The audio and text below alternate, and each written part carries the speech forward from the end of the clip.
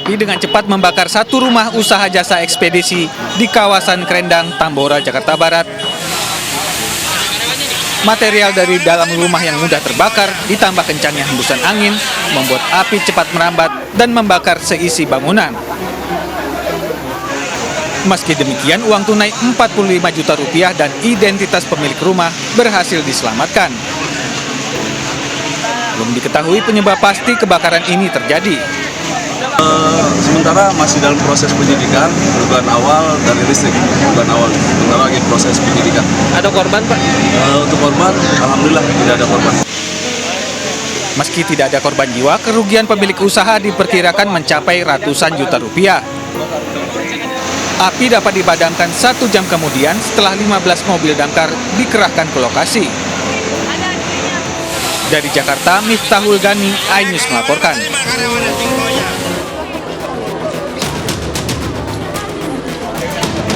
Kobaran api yang menghanguskan bagian belakang PT PCI Elektronik Internasional membuat panik pekerja.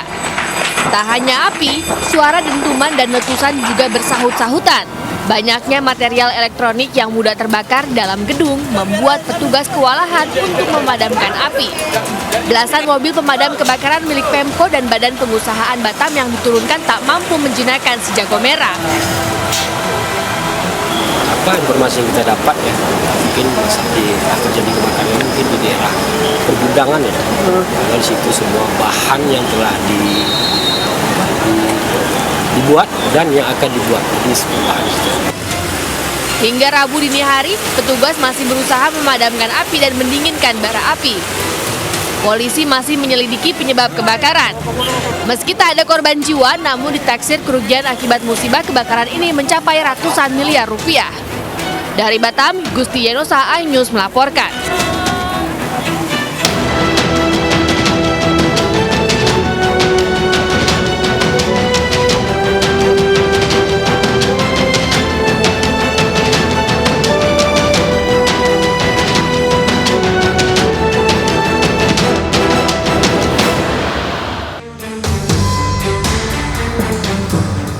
Halo, selamat pagi pemirsa, selamat pagi baby, apa kabar Selamat pagi hari ini? Arlista, tentunya semangat karena ketemu Arlista pagi hari ini dan juga ketemu pemirsa. Iya benar sekali, karena aku masih baru ya di lapor polisi ya. Cantik banget Arlista hari ini, pakai baju kuning, benar-benar jadi semangat pagi. Biar cerah dan ceria menyapa pemirsa yang ada di rumah. Baby juga merah, membara nih.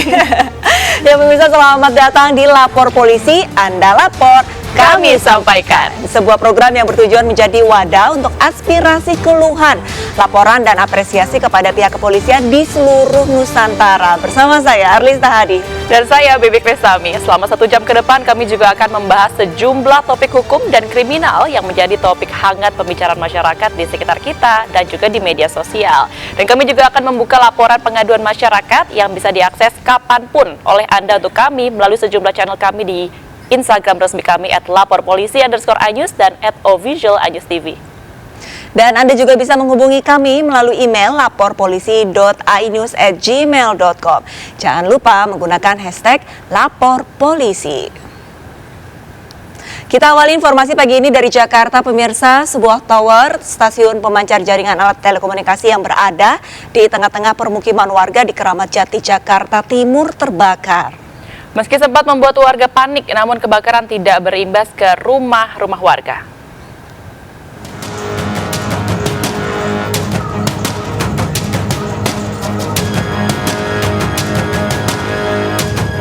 Sebuah tower pemancar jaringan telekomunikasi atau Tower Base Transceiver Station terbakar di Jalan Gang Haji Sairi, Keramat Jati, Jakarta Timur. Sejumlah material yang terbakar berjatuhan, namun tidak sampai menimpa rumah warga yang berada di bawahnya. Petugas pemadam kebakaran sempat kesulitan menjangkau titik api yang berada di atas tower. Namun api berhasil dipadamkan dalam waktu 1 jam. Belum diketahui apa penyebab terjadinya kebakaran di tower BTS ini. Sebelumnya warga mendengar suara ledakan dari atas menara, kemudian muncul percikan api dan membuat warga panik. Pertama ada kayak ledakan kecil, terus meledak, terus nyamber ke atas. Seperti itu. Itu di bagian atas banget? Tengah ya, di awal ya. Di awal tengah. Oh, awalnya dari tengah. Tengah. Merambat terus nyamber ke atas. Warga berharap pihak pengelola menara segera datang untuk melakukan perbaikan demi keselamatan warga sekitar. Dari Jakarta, Vendra Kurniawan, iNews melaporkan. Pemirsa, kita ke informasi lain. Memasuki hari ketiga perluasan ganjil genap di wilayah DKI Jakarta. Jalur-jalur alternatif terpantau macet di sejumlah titik. Ya benar sekali, Baby. Ini salah satu kepadatan juga terjadi di Jalan Basuki Rahmat, Jatinegara, Jakarta Timur. Hingga Rabu pagi, kemacetan panjang ini terjadi di ruas Jalan Basuki Rahmat, Jatinegara, pemirsa. Kemacetan didominasi kendaraan roda 4 dan roda 2. Mayoritas pengendara berasal dari Bekasi menuju ke arah Jakarta. Dan menurut warga, kemacetan terjadi di jam-jam sibuk jelang masuk kantor. Di tanggal genap, banyak kendaraan dengan plat nomor ganjil tampak memilih untuk melewati Jalan Basuki Rahmat untuk menghindari perluasan ganjil genap yang saat ini juga sudah diterapkan di Jalan Pramuka dan Jalan di Panjaitan.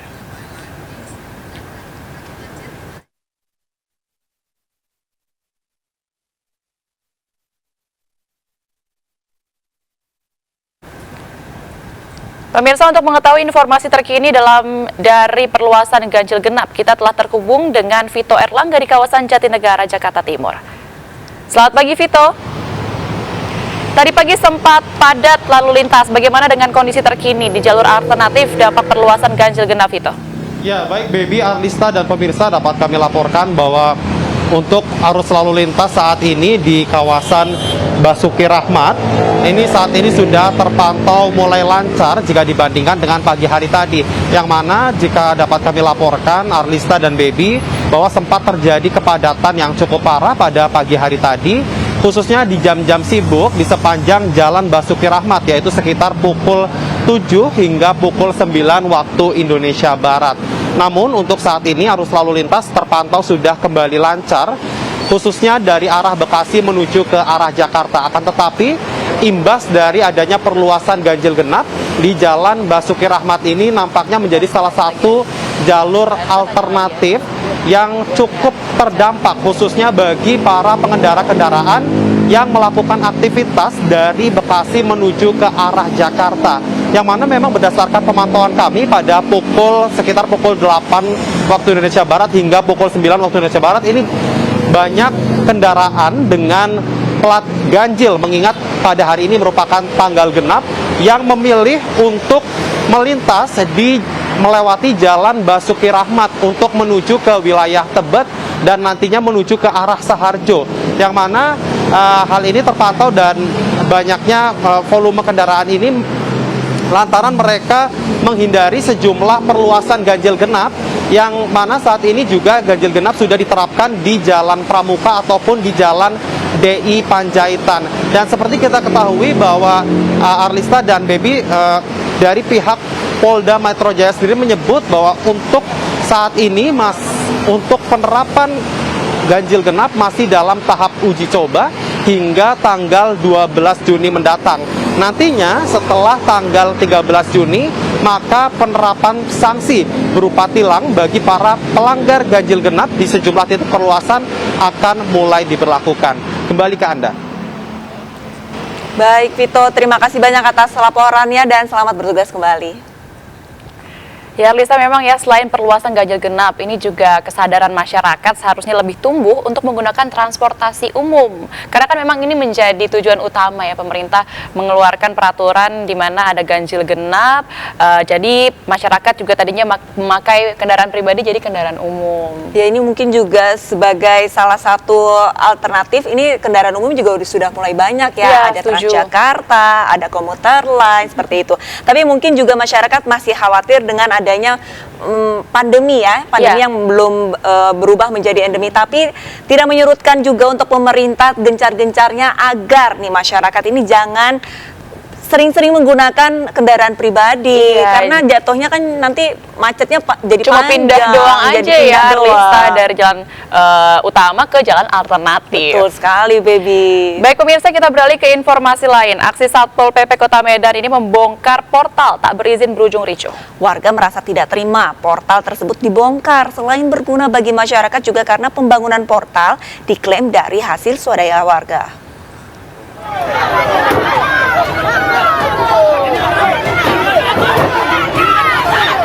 Emosi warga dan Satpol PP yang semakin tereskalasi berujung kericuhan.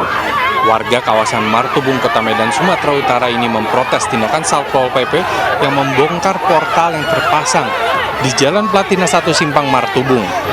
Warga merasa portal yang terpasang selama sekitar 2 tahun dengan biaya swadaya ini berhasil menghalangi banyak truk pengangkut peti kemas yang melebihi ketentuan tonnase untuk memasuki kawasan mereka.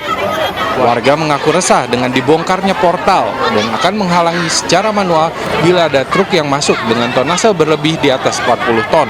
Dengan adanya portal, rumah kami warga nggak dipedai abu. Dengan adanya portal, kontainer nggak lalu lalang, kami nggak ada caka dengan atrado.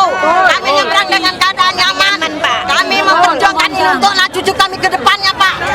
Sementara itu, Rahmat, Kasatpol PP Kota Medan mengatakan kehadiran mereka hanya terkait keberadaan portal yang tidak berizin dan tidak memperdulikan soal truk yang masuk kawasan permukiman warga. Jadi kalau kita lihat seperti itu nanti ditanyakan kepada UPD-nya. Kemarin dulu jalannya jelek, diperbaiki, kan seperti itu. Begitu sudah diperbaiki, dibuat portal seperti ini. Artinya saluran aspirasi sampaikan kepada UPD yang menangani terhadap kelas jalan atau apapun itu. Jadi kita di sini hanya menegakkan aturan bahwa tidak dibolehkan ada portal liar tanpa izin. Truk dengan tonnase berlebih ini membuat banyak kerusakan baik di permukiman warga serta juga beberapa kali menyebabkan kecelakaan lalu lintas karena terlindas truk. Dari Medan, Sumatera Utara, Rusli HR, iNews melaporkan.